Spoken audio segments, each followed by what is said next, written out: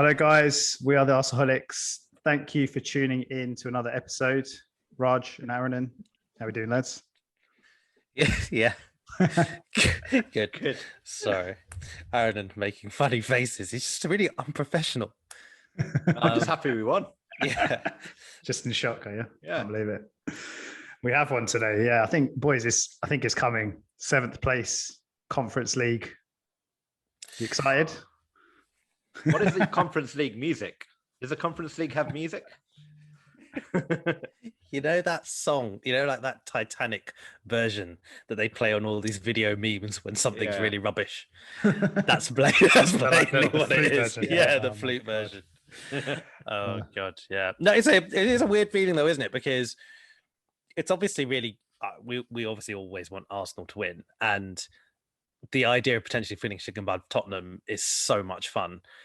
But yeah, I think we all came to peace with not playing in Europe and would rather not play in Europe than this random conference thing. So it's a very weird feeling. Yeah. But I guess before we get on to kind of where this leaves us in the league, let's talk about the game. So yeah, we've actually won against Chelsea. All 4 of us predicted losses. And Arsenal lost tonight, but 1-0 away, a bit of a smash and grab, I guess. A bit of a smash and grab. Okay, a smash and grab, very much a smash and grab. Yeah, I was just looking at some of the match stats. Actually, we had 32% possession the whole game, 3 shots the whole game, 2 on target. Yeah, so very much a smash and grab, but not that I'm complaining. I guess we're going to have to start with the lineups really, because really interesting. Everyone was really surprised by how Arteta. Carry on. Oh, everyone was. There was one man. Credit where it's due. Okay, so Raj in the previous episode, for anyone who hasn't seen it, did predict that Arteta might go with a back 3, or thought he would go with a back 3, and he did today. So fair play, Raj. Yeah, do you know what? Actually, it was quite random because in a way, the game actually panned out how I imagined it would, in theory, right? When, in the sense that it was as I said on the last pod, I thought it was just a case where we would try and see if they would make a mistake first, and what actually ended up happening was close to that. Although we still actually made the first mistake, but I guess we'll get onto that. Yeah, it was, regardless of whether I thought we'd go with a back 3, the lineup still surprised me. It was still a different system than I thought we would play, no wide players, etc. Do you think it was a good system? I know we won, but do you think it was a good system? I think for what he wanted to do, it's very hard to fault him now in hindsight, because I think he must have said to himself, I can't go toe-to-toe with these guys right now. I'm going to have to play in a very, very compact way. And for the system that he picked, the system that he selected, I think the lineup that he chose was spot on. I think that the players that he put in those positions were the right players to execute against it. And so in hindsight, it's hard to fault that. He had a plan. He picked a team that suited it, and they basically did what he expected them to do. I think he expected Chelsea to be on the front foot, that they would attack, and he just hoped that we could absorb. And yeah, we got a bit lucky, but you kind of need to in football, right? So yeah. Credit where it's due, to be honest. It was very boring, but it's one way to win, and maybe it's a way that we need to win if we're playing against teams who are far more confident and technically superior to what we are right now. Yeah. Okay, so yeah, I mean, like we were you've touched on, and we've touched on big lot of changes. I'm not going to go through the whole team, but I guess the back 3 was kind of the significant change, and Saka playing in a position I don't think I've ever seen him play before. Right wing back. Not right. He's played left wing back a few times, didn't he? Yeah. But on the right hand side, it's obviously very different, right? But yeah, I mean, I was just gonna. Well, we might as well go into the game, I guess, because like you said, there was a big mistake from us in the first few minutes. I think it was around the 10th minute or so. Pablo Mari, wasn't it? Allowing Havertz to pretty much have a free run on goal, and we're very, very lucky that he skied that one over the bar. And I mean, Chelsea generally dominated the game, I would say. Would you guys agree? But we obviously managed to get very, very lucky with our goal in the first half. Yeah, exactly. It came. Yeah, I do think we were very lucky today, but the goal came about as as a result of some decent pressing. Probably our only, the only time where we actually managed to press them effectively. And I know it wasn't like an amazing top level pressing, but the fact that we pressed just forced Jorginho back, and it was a terrible pass. And yeah, after that we got lucky, and then Smith Rowe just about managed to put it in. Well, we were better before we scored, to be honest, right? Like, because I think even when they flashed the possession stats up after about 20 minutes, I think we actually had 55% possession and Chelsea had 45. And I thought we played, it was pretty even, but I thought that we were still keeping the ball quite well. Everyone seemed to know what their job was. And like Aaron had said, yes, we were lucky, but it was a really, really good press, which ESR in his post-match interview said that something that they very specifically worked on in training, and it is fine. He could just be saying that, whatever. But it is nice to think that there was a plan, it was executed, and something paid off. I mean, he nearly missed though, didn't he? It was a scuffed finish, right? He was really lucky. You saw when he took the shot, he realised that he just didn't hit it clean. He was watching the ball, had that moment of panic where he thought, "Oh crap, I've cocked this up." But yeah, he was lucky. Obviously, like you said, very good from him and the others, but especially him in terms of the pressing to create the chance. And it's quite funny because I think we were saying, weren't we, it's the kind of goal that, not necessarily it's the kind of goal that Arsenal would concede or have been conceding this season, but it's the kind of mistake that you'd probably associate with a number of our players, and we're just fortunate that it was the other way around. You certainly wouldn't associate it with this Chelsea team under Tuchel, because they've been very good.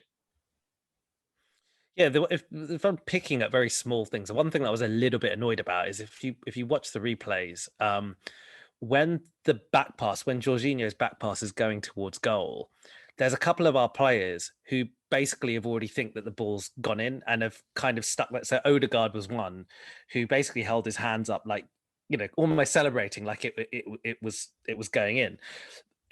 If he hadn't have been doing that, he could have been running towards goal and would have just been another body in the box in the scenario, which did then transpire. And it was good, fine in the end, because Aubameyang found ESR. But I would have hoped that Odegaard would have had better presence of mind to just actually be more focused and just kind of run in there and expect that, just in case it doesn't go in.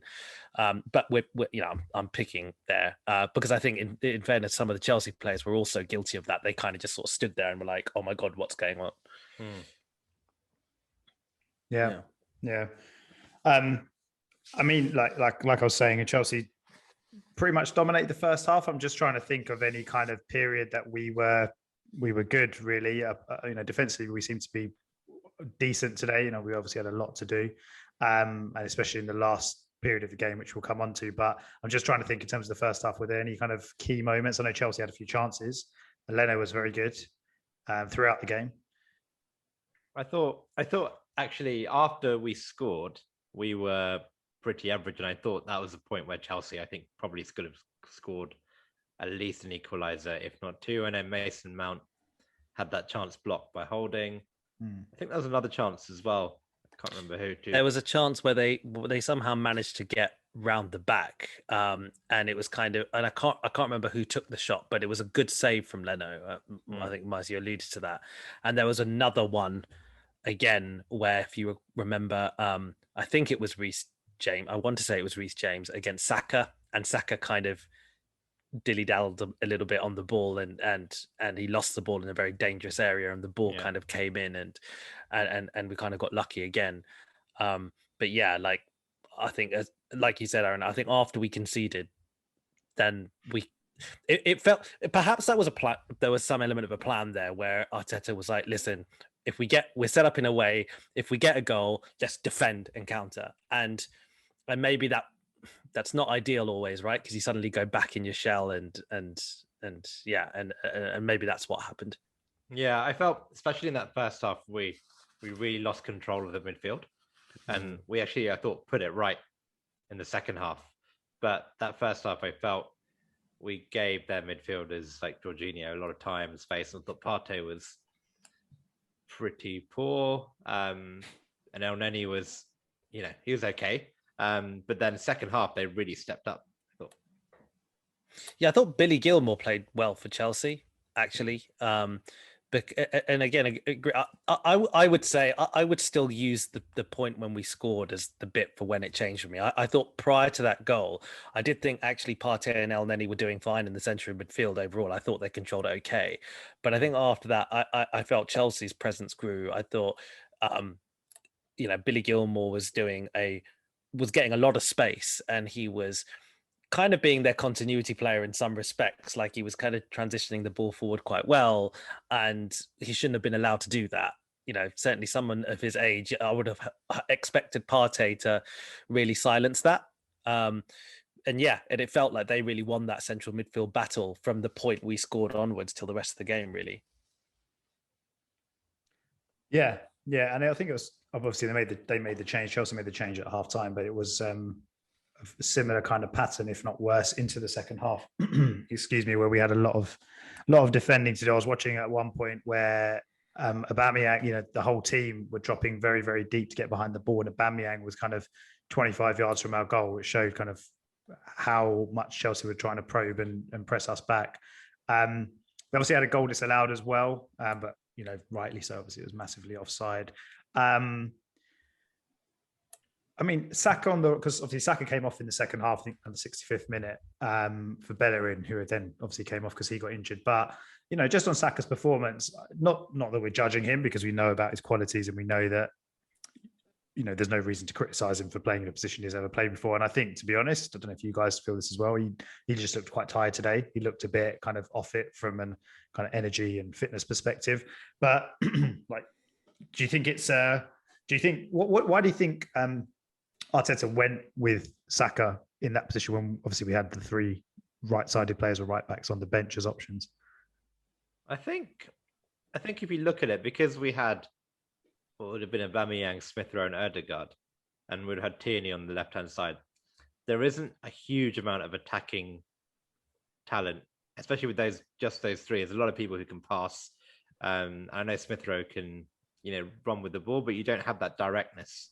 There's no one who's that direct. I think with Saka, you have that direct running ability.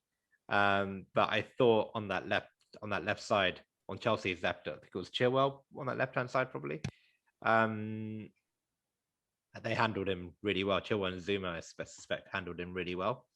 And he didn't really get a look in.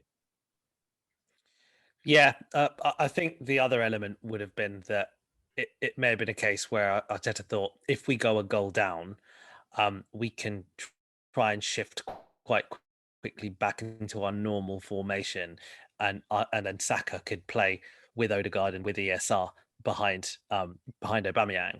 Yes, it would have meant someone random may have had to play it right back for a little while, but then I assumed that Arteta would have then made a half-time substitution to bring on one of his many right backs that were on the bench in place of one of the central defenders. So I don't know if he was thinking about it like that a little bit around just the flexibility of the system.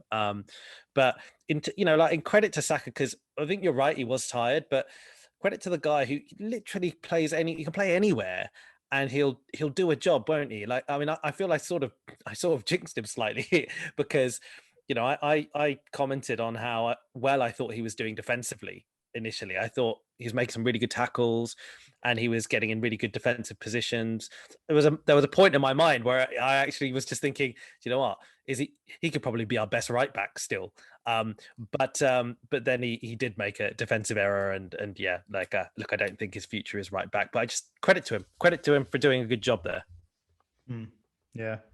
And the latter part of the second half, the final stages of the game, final 10-15 minutes, like I was saying, it was all Chelsea really. I think we had a couple of chances. I remember Ødegaard having a half decent chance. But what were your thoughts on? Because obviously Aubameyang got taken off with about 10-ish minutes to go. What were your thoughts on his reaction? Because he did clearly show his unhappiness at being taken off. No, I kind of felt Sky made a bigger deal out of it than it actually was. to me, it looked like, he was a bit annoyed at being subbed off, but he then went and just sat on the bench and it was a bit kind of, I don't know. You're right. And I think Sky are always going to do that. Because it's, Sky, they want to get their views, whatever. Yeah. But I mean, I did feel like it was a little, the thing that I was expecting as he was coming off, I saw his facial expressions. He was obviously unhappy, whatever. And you could, made it very, very clear. But then I was expecting Arteta to just almost, I mean, he's not a young player or anything like that, but regardless, I would have expected Arteta to, as he was coming off, like, crossing the touchline, to sort of put his, just handshake or whatever, some sort of kind of acknowledgement for the 80 minutes he put in and the assist and, putting in a shift, all of that. And there was nothing because Arteta was busy. I don't know who he was talking to. I think he was giving some tactical instructions to another player or to one of the coaches. I'm not sure. And he just didn't even look at him. And I thought that was not reading into it too much, but I thought that was, I don't know, maybe am I reading into it too much? I feel like that was maybe something to just take note of and maybe watch for the future, because, you see Pep take players off who, may not be happy to come off. No player is, you always see him do that kind of arm around the shoulder, arm around him, whatever. And, you had a good game. So whatever, I don't know what he's saying, but, he's obviously putting some sort of encouragement and positive words into his ear. And Arteta did nothing, So, yeah. But I don't know, man. He took him off after 80 minutes. Aubameyang, was out with malaria 2 weeks ago. It's not like it's the most controversial substitution of all time. But 1-0 up, he looked knackered. 80 minutes. It's not like you took him off after 15 minutes. You took him off after 80 minutes. And, he was a bit annoyed. And he went and sat down on the bench. Like, I honestly think Arteta didn't think it was a big deal. Maybe, honestly, I think maybe he was a bit pissed off. But there is this... we were talking about it earlier as well. There was this article, I think it was the Athletic article, wasn't it, about the senior players? I can't remember. I think Raj, you kind of looked at it and were telling us about sort of the actual quotes from it. But some of the senior players not particularly happy with the regime, if we want to call it that, and Arteta. I don't know. Maybe I'm putting two and two together and getting 100, but yeah. I think I was paraphrasing a little bit, but I think that is essentially what the Athletic article said.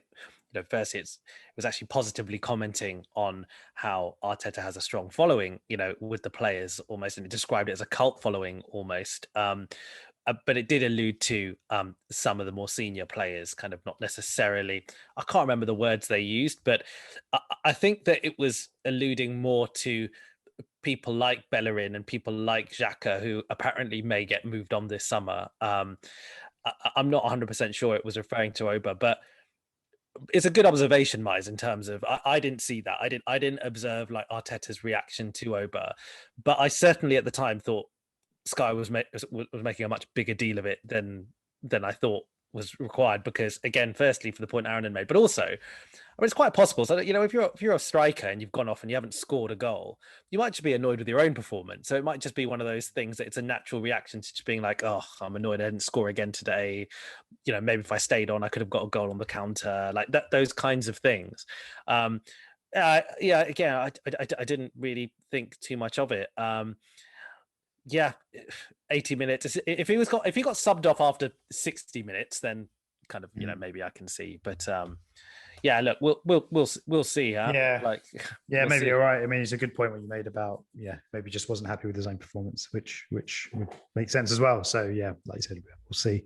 Hopefully it's nothing, but the last kind of couple of minutes were pretty mad, weren't they? Where the Kurt Zouma header and then Giroud almost scoring, both hitting the bar, and again Leno again, top form today. Very, very good save. It was a really difficult save, wasn't it? Fingertips. It was excellent, and to be honest, it just capped off a brilliant performance by Leno. I thought he was excellent from the start in every aspect. I think he made some really important saves. And he made them in a smart way, if that makes sense. He wasn't hitting balls back into danger zones. It was all very smart saves. His distribution was excellent. I thought there were times, if you noticed, that he, from goal kicks, was telling the defense, "No, I'm going to go long this time. I thought he made a lot of good decisions that way. there was even a moment in the first half quite early where I thought he hit an amazing ball to Tierney, which was unfortunately, didn't quite work out, but was great vision. So I thought every aspect of his performance for the whole game was quite brilliant. And yeah, look, I think that there's all these rumors about him leaving. There's all these rumors about him being a little bit, unhappy or wanting to, wanting a new challenge. And I think that's resulted in a lot of our fan base suddenly switching into self-preservation mode and kind of, almost attacking him a little bit and saying, oh yeah, clearly he's someone we can upgrade on. I think that's nonsense thing. Yes, we could upgrade on him. We could upgrade on anyone. But I think he's an excellent keeper, and I thought he was excellent today. And I personally, I really hope he continues his career with Arsenal. I don't see any reason for us to want to sell him. Yeah, I'd agree. Like, especially on that latter point, we have a lot more urgent pressing problems than creating one by selling Leno. Exactly. So let's just not even go there this summer. But fair enough, if someone wants to give us 30 million for him, maybe we'll consider it. But I can't see any of the top clubs don't really need a goalkeeper.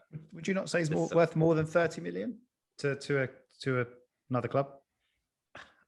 I think goalkeeper, like in the post-pandemic world, where I think you're only really going to get 30 or 40 million for a goalkeeper if a top club comes in from him, like a big money club. And I don't think PSG is sorted. Man City is sorted. Most of the clubs have their goalkeepers sorted, and I think. Okay, fair enough. I mean, I'd be quite disappointed if. I mean, it doesn't sound like we want to sell him. It's more the talk is that he's potentially looking at his future, and we're not in Europe anymore. Probably not in Europe anymore. And he sort of expects better, and that was the kind of that were the rumors that were coming out. But yeah, I'd be quite disappointed if it was only around 30 million, to be honest, because he's at his peak. International goalkeeper, Premier League experience. So certainly agree, mate. I mean, I think I can see both sides to it. I can't imagine a club paying us more than 30 million for him, but I would be disappointed if we sold him for 30 million. Like Jordan Pickford went for 30 million, to Everton. Do you know what I mean? And that was, I think 30 million is a region where if you went out in the market and you spent 30 million on a keeper, I don't think you're 100% certain of getting a worldie of a keeper there, right? Like top keepers cost a lot more.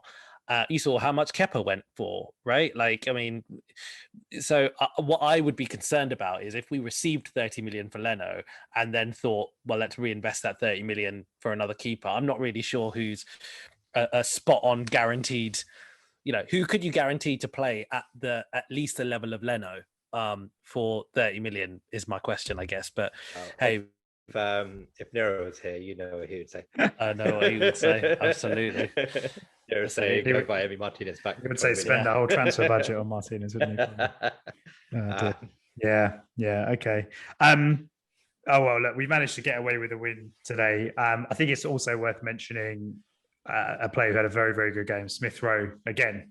I mean, it's kind of a game like today. He really showed how good he is. So not just the goal, but just generally every time this guy picks up the ball, he's just so exciting to watch. I'm so glad that he got given that chance against Chelsea back at Christmas or back on Boxing Day, because who knows if we hadn't have had those players out then, what kind of could have happened for him. But obviously it's worked out really well. And just very excited to see where players like him and Saka go now. Or, sorry, not where they go, but how we build the team around them, hopefully, and how they kind of progress with Arsenal. But yeah, he had a fantastic game today.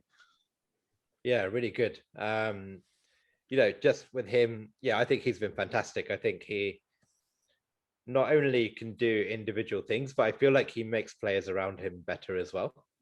Odegaard looks better, Saka looks better, all for him being in the team. And I think we've got really, really lucky this season with the fact that we've essentially got two players who, if we wanted to go and buy that level of contribution in the market, we'd probably have to pay 40-50 million pounds each. Yeah.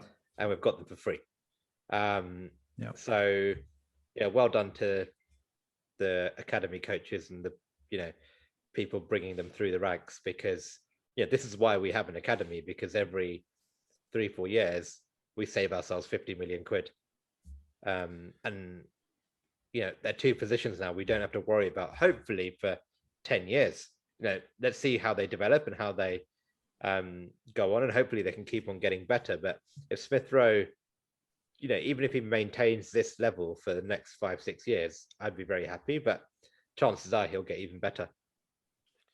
Yeah, I'll be honest, I don't think we've come anywhere near seeing what the best of him is. And the reason I say that is all the things that I thought he was good at prior to his breakthrough at Arsenal, he hasn't really done those things. It's been other things that he's been doing. So for me, his reputation, whenever I've seen any highlights of the youth teams and hearing what Huddersfield whenever I'd kind of read anything about how he was doing at Huddersfield, it would always be about how precise his passes were, being able to find someone in a phone box, kind of just very kind of like all that precision. His long range shooting looked excellent. All of those things I feel we haven't even really seen yet. What we've seen is just this amazing energy, an amazing directness, fantastic close control, and fantastic like intricacy, with his feet. And I think one thing that he lacks, which hopefully should come, is just loads of self-confidence. I think that games like today, he played with a lot of confidence and it showed. He basically just took the game by the horns and was just very brave. But there are games where it feels like he goes into his shell completely and you really don't see much of him at all. He just kind of drifts on the periphery and doesn't get too involved. And when he can eliminate those, a really good comparison, I think, guys, is Mason Mount, because I think Mason Mount now has found this confidence, and where he believes that he is going to be one of the biggest impacts in a game. And I would argue that on natural ability, you can look at some of the things that ESR is doing and say, well, surely natural ability is just as good as Mason Mount, right? And you'd hope, for me, I hope he looks at someone like Mason Mount and go, what Mason Mount is doing at the moment is doing that Lampard thing of trying to influence every single game with that belief that you're going to make an impact every single game. If he gets that, man, I think the sky's the limit for ESR. I think his ceiling's massive. Yeah, because Arteta did say in last game that he has a potential to be a 15-goal a season player, right? So yeah, if he can add goals to his game, and that's probably one area where you haven't seen him really develop. And to be fair, a lot of our midfielders this season have struggled with that, which is, contributing goals when we need it. And yeah, if he can add that, then yeah, we've got a top player on our hands. Just hope he can maintain it. He's definitely. I mean, if the 2 goals he scored in the last 2 games, obviously they've resulted in him, or they've come as a result of him, actually getting himself into the box. And we've been critical of plenty of Arsenal teams in the past not getting enough players into the box. The midfielders not breaking into the box. We haven't really had many players like Aaron Ramsey, just to name one, who was really good at that. And maybe that's something that the coaches have looked at and told him to do more often, because opportunities will come. So yeah. All right, good stuff. I mean, in terms of where we are in the league now, puts us in 8th place. Well, we were 9th at the start of the night, weren't we? So puts us in 8th place, a point behind Tottenham. They've got a game in hand, and 2 behind Liverpool, 3 behind West Ham. I mean, I don't think we're looking at catching any of them, but Raj, you said it a week or so ago that we have a very good chance of catching Spurs, and we've obviously won 2 on the bounce now. Yeah, mate. I mean, their games aren't easy and they're not playing well. Yeah, people are saying that Wolves, Villa don't have anything to play for, but I don't really completely agree with that. I think at this stage of the season, there's a lot that goes through players' heads. I think a lot of players play for the likes of Wolves and Villa might be looking and thinking, maybe we can put ourselves in the shop window. I think also with Villa, if they finish in the top half, well, that's a really great result for Villa, and I think they'll want to do that. And Tottenham don't, they know they're in this kind of interim phase. They don't know who their next manager is going to be. So yeah, like I mean, I didn't think we'd win today, right? Like, but at the end of the day, if we get 4 points from our next two games, that still makes it that's there's still a lot of pressure on Tottenham to get results in those 3 games. So it could be. They've got Leicester, haven't they, away in the last game as well? So could go down to the final day, which would be which would be nice. And what I mean, what would you guys take finishing above Spurs if it means we enter the Conference League next season? Honestly, we haven't finished. We haven't finished above them in, is it 4 years? I think 4 seasons. So torn. If it was a Europa League, I would be like 100%, right? And it shows how far we've fallen now, where we're saying like Europa League is amazing. I just think the cost of taking part in this competition, which is going to be Thursday nights, I think the kickoff times is something like 5:30 UK time or 6 o'clock UK time on Thursdays against some very average teams in Europe. And the prize of that is getting into the Europa League, which is insane. We will benefit so much more by not being in that competition and just being game to game. I think will get us potentially, 8 or 9 more points in the league just by, Arteta not having to like disappear off the training. Even if he rests all of our first team players, he's still got to take the coaches and 3 or 4 players away for 2 games, 2 days at the week. I don't know. I know not being in Europe for us is a big thing, but this new competition just isn't for me. Yeah, I'm really torn by it. Honestly, like I'm the idea of finishing above Tottenham. They're our biggest rival. It's our biggest car crash of a season. I still remember being fearful at the beginning of the year that the beginning of the season, that Tottenham were going to win the league. When they were playing pretty well. Just that all culmination of that would make me feel. I think it would give me a bit of a lift going into next season. But I agree with you. I at the same time, I think it's just because I thought the same thing, Aaron, and I thought, do you know what? Like maybe if we just played a complete B team in that European competition, fine. But then I thought about it and thought, well, no, but he's still got to travel and you still got to train and prepare the team. Yeah. And so it's just not worth it, is it? So it's a tough one. Look, I think it's just one of those scenarios, Miles, where it's like there's a positive in either outcome, and I think I just kind of have to take it that way, really. I could be wrong, but I think if you finish 7th, I don't think you qualified directly for this thing. I think we have to play a qualifying round to get in it. Oh, wow.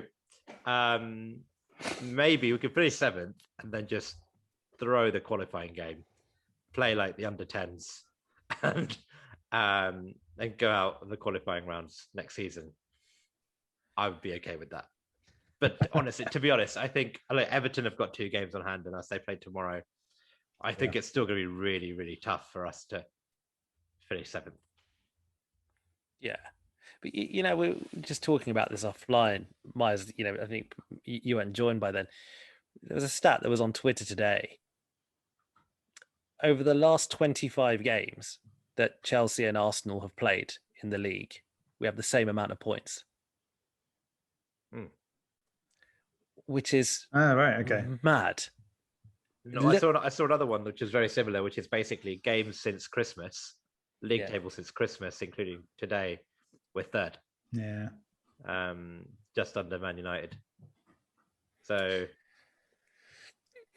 makes you wonder, right? Do you guys think? I mean, obviously, the turn of form and results has been much better, but it couldn't have got much worse, right? Since the first half of the season. But do you guys think that is, I mean, do you think it's something that's going to continue? Was it just a case of we were just that bad at the start of the season, and we've turned a corner and we've still been very, very inconsistent and still lost plenty of games, but other teams seem to have almost done the same, where teams are beating each other, and apart from maybe City and maybe United, there haven't been any other standout teams that have kind of just taken 3rd and 4th spot by the scruff of the neck and said, we're going to have this and gone on a good run. Like you said, Spurs have been poor, Liverpool have been kind of average this season, West Ham have started to falter, Leicester have faltered.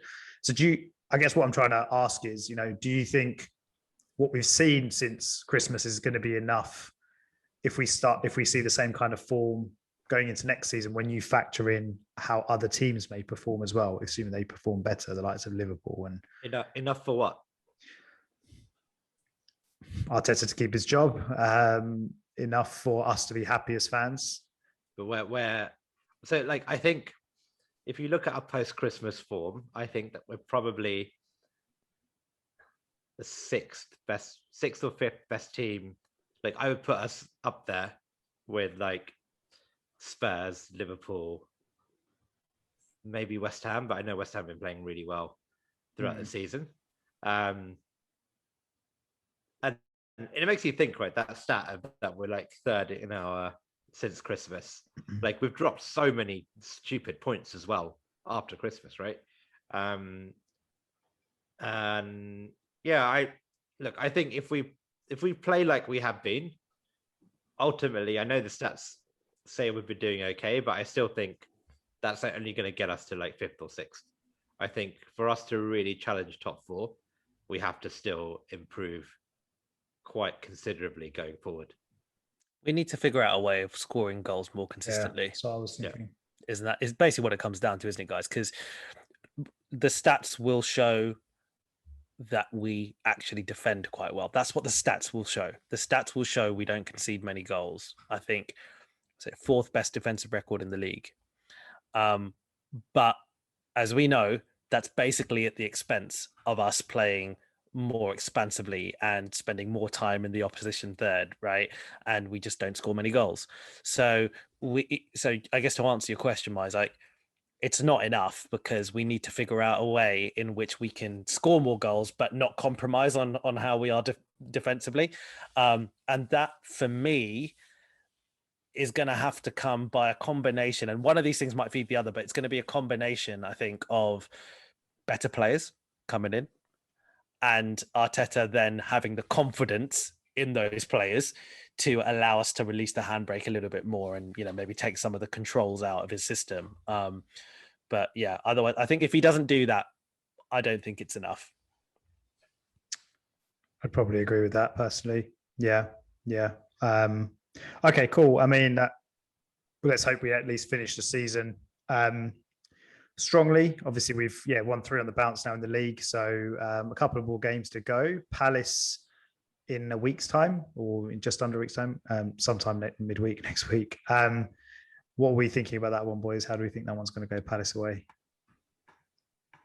Oh, go on, Raj. What I was going to say is we don't tend to win at Palace. I can't remember the last time we won at Palace. I know we've actually gone. Miles, I think you and I have been a couple of times. The last few times away at Palace, I think. At least the last twice. Anyway, point is, I think we've drawn all those games. And I actually remember, drawn and lost. I can't remember a win. So I think on that basis, just from those memories, I can't visualize us winning. But then, I didn't visualize us winning today. But I think the difference is we're not going to go to Palace away and play this system. We're not going to go to Palace away and go, look, guys, let's just like defend and counter. I don't think he'll do that.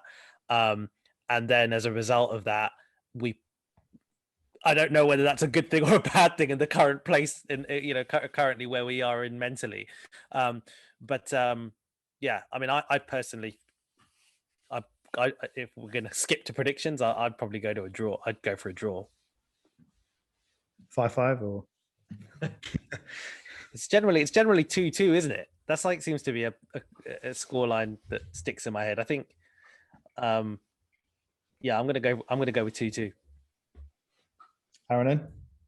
Yeah, so I just think it's away games in this league this season just aren't really the same, right? And I think Palace away.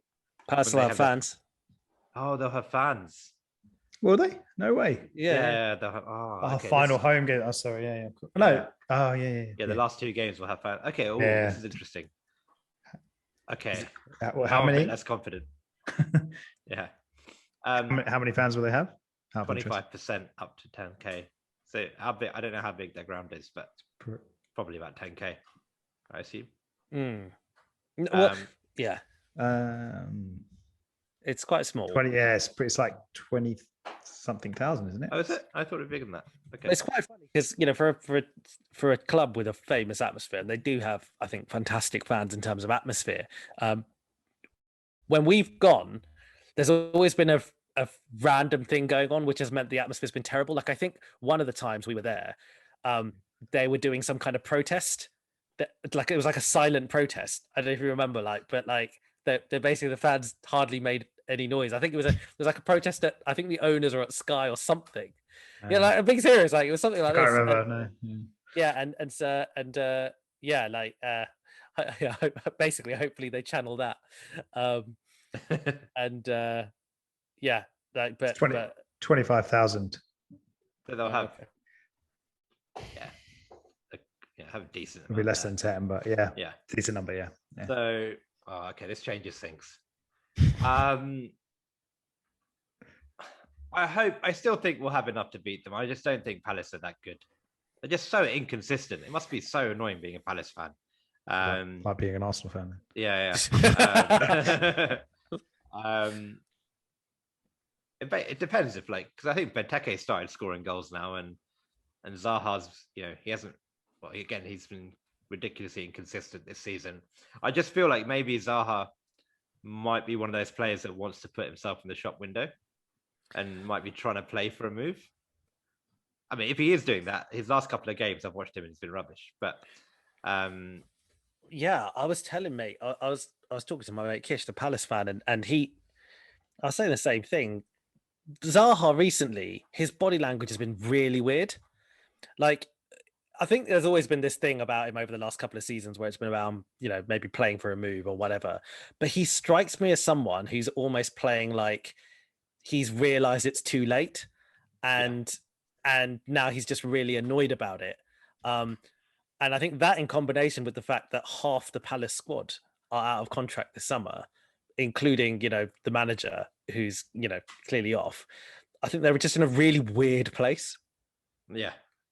I think Zaha's probably still angry that he didn't get that move to Arsenal when Emery wanted him, and then we went for Pepe instead. Yes. I think he really he was really pushing. He must be right because they priced him out of a move. Like what was it? 75 million. Yeah, I mean, right? No one's going to pay that for him, especially not us. I know we paid a lot for Pepe, but he's coming towards the end of not the end of his career, but he's 29, is he? 29, 30, yeah. Yeah, he's around Laka's age, isn't he? So yeah, I think who knows? I mean, I'll go 1-1. So play who knows and who cares. But I thought you said we were gonna have enough to beat them. I did, but then you said the fans are going to be there. I think that's true. We'll probably brick it and just the players won't be able to hear Arteta anymore.